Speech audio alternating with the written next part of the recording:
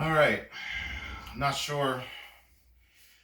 Not sure what I'm gonna do with this video, but I just felt the need to make it. Just wanted to talk to you for a minute. I I struggle with something. My wife, she has a lot of seizures, and she's had them for a while. But not just for her, but for the entire population that is suffering from something, whether it's diabetes, cancer, whatever it may be. There's so many different heart diseases, coronary heart failure, everything. I can't help it, like when we go to the hospital, to walk around and just feel an overwhelming feeling of just disgust because big pharmaceutical companies and the federal government and whoever you want to name at the top of everything, they constantly want to keep treating because they make more money off of treating than curing. You know, I realize that a certain level of treating is required, but their bottom line runs off of the fact that they make so much money off of treating instead of curing. So it's hard for me to walk around and, I don't feel hatred for the doctors and the nurses and the LPNs and everyone else involved in the medical field, but I just can't help that overwhelming feeling of these people are just, they're pawns. They're being used. They're being used to just treat human beings, which I get it. Treatment does help, but how about we cure? You know, it's a multi-trillion-dollar industry. I'm sure billions, trillions, it's up there. There's more money made by big pharmaceutical companies than I think any single organization on planet Earth, period. I mean,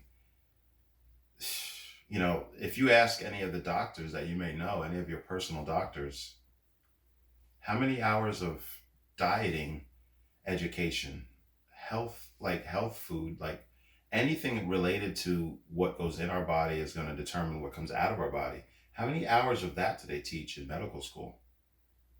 I'm curious. I'd love to hear if you've ever asked a doctor or a nurse or anyone, whether they're in your family or not, whether it's just someone you see once a year, twice a year. Ask them, how many hours of education do they teach you guys about dieting, about food, health, what to put in your body, what not to put in your body? Because so many things can be cured by what you're putting in your body alone. The food, the liquids, water, you know, it's sad. It's sad that the society we live in has become just complacent with constant treating of everything. Diabetes, cancer, heart disease, which are the top three, by the way, that people die from. Diabetes, cancer, heart disease, anything related to the heart. Um, that's the main source of what keeps us alive, and those are the top three killers of human beings on planet Earth, period. And they could care less about curing. They just want to treat because they're making a ton of money off of treating people. And they come back every month and they come back every week and they fill the prescriptions, and it's just treatment, treatment, treatment, treatment. And it's just sad. It's sad that they don't come out and just, well, you know what, to a certain degree they do kind of come out and tell us, but it's just, if you're not paying attention, you miss it. You know, I've watched a lot of documentaries about food itself, and meat, red meat, chicken, turkey, whatever you want to call it, has been labeled. I forget if it's type 1 or type 2, but it's been labeled like a type 1 or type 2 carcinogenic. That's poison. Carcinogenic means poison. And they've labeled it as either type 1 or 2, I forget which one it is. You can probably find that and look that up, as a carcinogenic. And yet it is still sold in every convenience store, supermarket, in all 48 states and Canada and other countries as well, after it's been labeled a carcinogenic. You know, that's like saying paint thinner is not good to swallow, but we're going to put a certain amount of paint thinner in certain products and still sell it to you because you guys just keep buying the shit. So why not? Why not? Why wouldn't we want to just keep selling it to you? Because you keep buying it. The only way really to change, no one person can do it. It would have to take a lot of people to do it, to change the way this world is going. There are some companies and there are some people who care, and they're starting to change things, but it's going to take a while. It took a while to get us to where we're at. It's going to take a while to get us to where we should be. But it just bothers me, If someone asks me, what do I want for Christmas? I just want my wife to feel normal. I just want her to have the same expectations that we all have when we wake up in the morning, When I wake up, I'm a little groggy and I got the little aches and, I do the twisting and stuff and cracking the neck and get the blood going. Sometimes I do some yoga. She showed me a really cool yoga video, which actually really feels good when I do it. Stretches out my back and my upper body and all these muscles. I just want her to wake up in the morning and just be like, wow, I feel okay. I feel pretty good. That's all I want for Christmas. I don't care about cars, trucks, clothes, jewelry. Could give a shit about any of that stuff. Houses, gifts for the house, could care less. I just want my wife to feel okay and to have a day where she's just like, wow, that felt good. Today was good. No seizures, no twitches, no focal stares off to the right. Just a good day.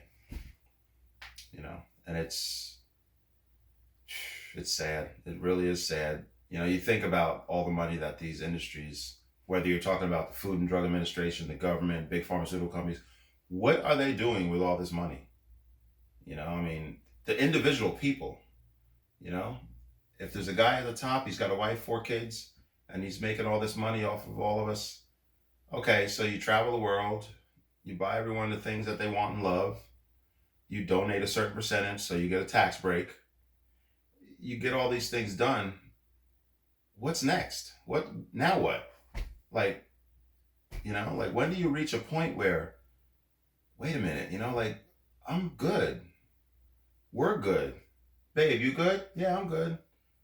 Nobody wants for anything. At what point do you reach that point and then say, maybe we should do something different, or maybe we can improve the quality of people's lives and teach them the things we know, but refrain from telling them because the industry that's backing me is making millions and trillions and billions of dollars.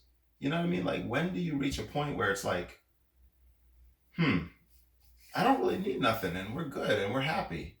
So let's try to make other people not need anything and be good and be happy. I don't know. There's a lot of people doing good in the world. And there's also a lot of people that are just following suit. They've always done something, so they just keep doing it. They say it takes like 21 days to create a new habit. Anything that you do in this world can be changed. If you don't like your job, you can change it. Nobody's got a gun to your head. I get that you got bills. You're always going to have some type of bills and debt, unless you get rid of your debt, which you can do. Talk to Dave Ramsey. He'll tell you all about it. But anything you want to change in your life, you can change. Once you make that decision, you can change. I know I'm rambling. I don't care. I quit smoking a year or so ago. I don't even count. Some people count to the day. I don't get that. Why are you still counting? But anyway, I heard there's this thing called the Debt-Free Scream by Dave Ramsey. If you look it up on YouTube, you'll learn all about it. And this lady, she started the journey to become debt-free, her and her husband. Husband got sick, didn't make the whole journey, died from cancer. Go figure. She continued on and became debt-free. And she went down to Dave Ramsey's studios and she stood there in front of people that she didn't know, total strangers. And she told her story on how her and her husband started the journey, and he got sick and he died from cancer. She continued on to become debt free. And she still did her little debt free scream, saying her name and how much she went and paid to become debt free. And congratulations, you're debt free. And she does this whole thing.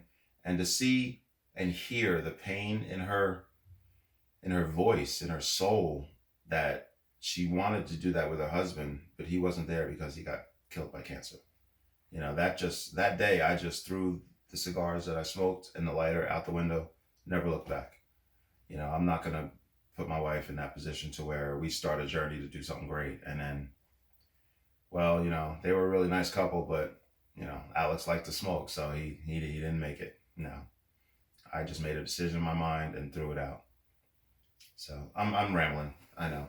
I wish that our society cared more about helping people change their lives to feel better versus just following suit to make money on top of money on top of money.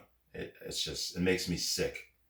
It makes me sick. When I go to the hospital and, my wife's in there for whatever and I go to use the restroom, I leave the light on because what the hell? They got the money, let them pay for it. I don't know why I just threw that in there. All right, that's all I wanted to say. I love you all. I hope that I hope our society, it's going to be after we pass on, people my age, I'm 44. It's going to be after that, but I hope our society changes for the better, for our kids, for their kids, because this is sad. It is sad that they care about more about treatment versus curing, because they can cure you and they can teach you how to cure yourself with your diet. But there's no money in that. Well, there's not as much money in that. There's money in it, but not as much. A couple million, not trillions. All right, that's all. My name's Alex. I just want to share that with you guys. I hope somebody sees this and it just opens their eyes to something that could change the rest of their lives. A lot of us are dying from these diseases: diabetes, cancer, heart disease. Top 3, A, B, and C. What are we going to do about it? Love you. Thank you.